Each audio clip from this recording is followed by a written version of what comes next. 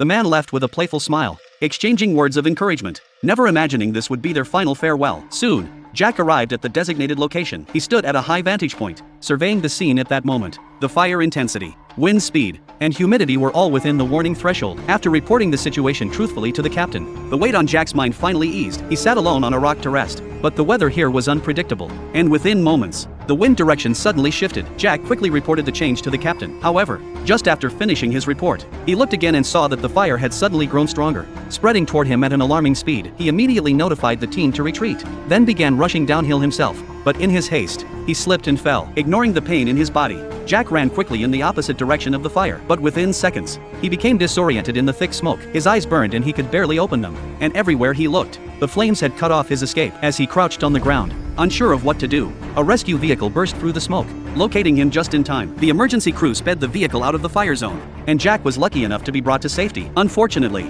his teammates were not so fortunate. The captain had climbed to the top of the mountain to scout ahead, but the sight before him filled him with dread. The fire was closing in, cutting off their retreat, and flames were rapidly approaching from behind. He quickly ran down to the team and ordered them to establish a fire shelter. The team members were startled. They had only ever seen this term in textbooks. A fire shelter meant clearing all nearby combustible materials, which also meant they were about to be completely surrounded by flames, their lives now entirely in the hands of fate. Still making his last effort, the captain called for a rescue plane via radio, hoping it could drop water to slow the fire's advance. But when the plane flew overhead, not a single drop fell. The smoke was too thick, and the radar couldn't detect their location. The captain's heart sank, looking at the fire now almost upon them. He gave the final order. The team members threw down their tools in unison, opened their backpacks, and took out fire shelters they had never used before. And so, huddled tightly together, they braced themselves in the middle of the raging fire.